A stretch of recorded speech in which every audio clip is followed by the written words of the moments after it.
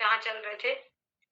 तो जैसे किसी व्यक्ति को आत्म बुद्धि एक समय में एक ही चीज में हो सकती है ना? जैसे हम अपने नाम से बोले कि हमको अपने नाम मैं मोहन हूँ। तो जब मैं मोहन हूँ तो मेरे को क्या कमल में आम बुद्धि हो जाएगी कि मैं कमल हूँ? बताइए। साक्षात हमारा पुत्र है, बहुत प्रिय है, पर उस पुत्र में ये हो जाएगा कि पुत्र मैं हूँ, ये नहीं होगा। ये पुत्र मेरा है, ये हो। तो उसी प्रकार से अभी क्या हो रहा है कि शरीर मैं हूँ, ये ज्ञान है। अब जो ज्ञान हुआ, तो ज्ञान के कारण क्या हुआ, ये आत्मा मैं हूँ, ये ज्ञान हो गया। तो जब आत्मा मैं हूँ तो मैं शरीर कैसे हो सकता हूँ? बात समझी कि नहीं समझी? जब मैं आत्मा हूँ तो शरीर क्या मैं हो सकता हूँ? किसी भी प्रकार से मैं शरीर नहीं हो सकता, ये बात समझो।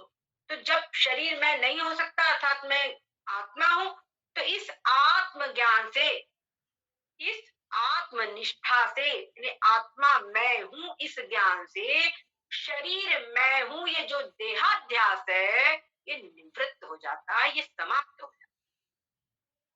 ये इसका उपाय है। तो इसके लिए, इस देहाध्यास को नष्ट करने के लिए हमेशा बचपन से जब बच्चा पैदा होता है तो माता पिता, बेटा तुम्हारा नाम ये है, ये तुम्हारी माँ है, ये तुम्हारे पिता है, ये बहन है, भाई है, ये चीजें तुम्हारी है, ये मेरी है, ये सब उसको रट रहा है। तो उसी के अनुसार वो चल रहा है, वही सब उसकी सब देहाध्यास देह निष्ठा पुष्ट हो रही है। अब जब सदगुरु शरण में आता है तब बोलते जरा विचार करके तो देखो तुम कौन हो? क्या ये शरीर तुम हो? तो शरीर तो एक दिन नष्ट हो जाएगा, लेकिन उसके बावजूद भी कहते हैं कि आत्मा अमर है। फिर कौन हो तुम?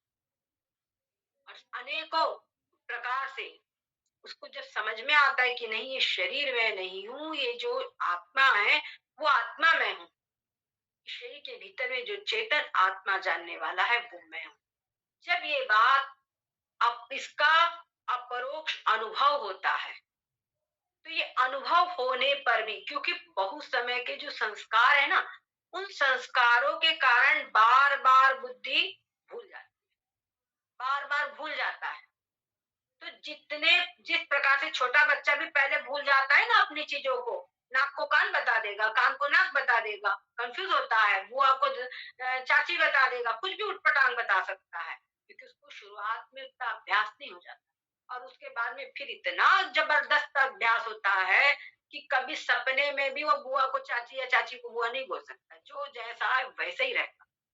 वैसे ही जैसे वो देह निष्ठा का अभ्यास होकर के देह निष्ठा पुष्ट हो गई है, वैसे ही अब ये आत्मा मैं हूँ, इसको बारंबार अनेकों प्रकार की युक्तियों के द्वारा मनन करके, चिंतन करके, इसके अंदर में आत्म बुद्धि करके, आत्मा में आत्म बुद्धि करके, आत्मा का दर्शन करते, आत्मा को जानते हुए अपना ये जो शरीर निष्ठा है, देहाध्यास देहाध्यास जो है उसको दूर करना, ये बहुत जरूरी है।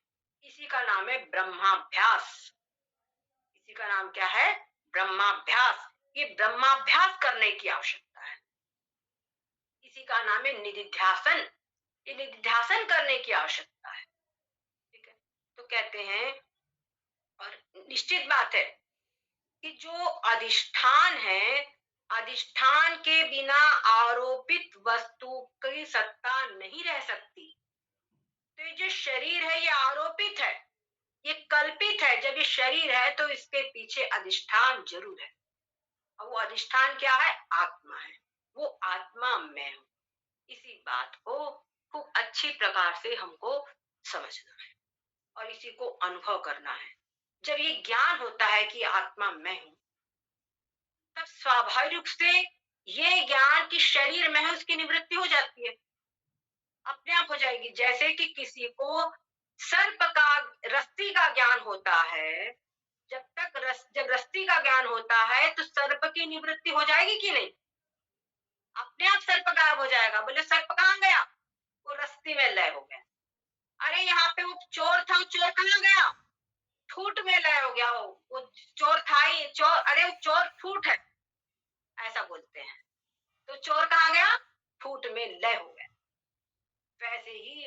निष्ठा ये कहाँ जाती है? ये आत्मा में आत्मनिष्ठा में लय। ठीक है, बस इसका बारंबार खूब अच्छी प्रकार से अभ्यास करने की आवश्यकता है। और इसको समझ करके बारंबार इसका अनुभव करना चाहिए।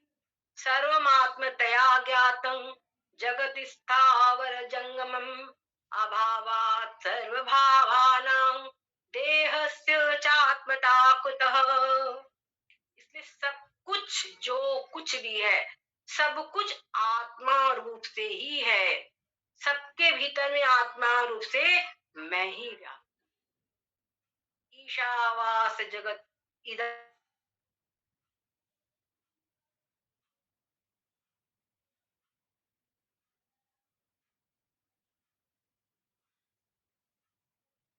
आगे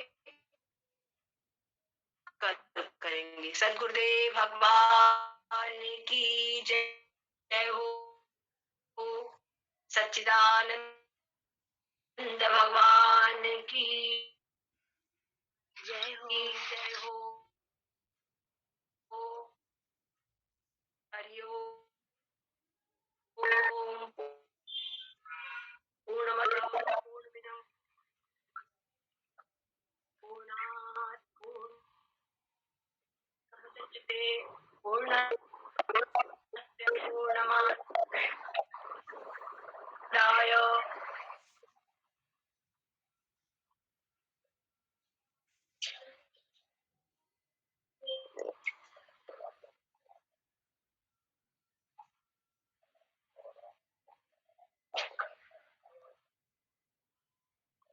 अवशिष्यते।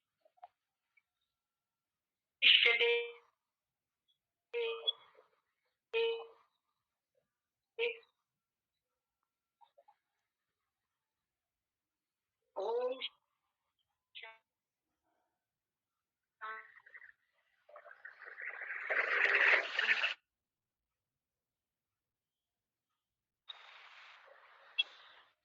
ओम नमो नारायण। सभी को जय श्री कृष्ण। सबको जय श्री कृष्ण। सबको जय श्री कृष्ण। जय श्री कृष्ण। जय श्री कृष्ण। ओम नमो नारायण। ओम नमो नारायण। सभी को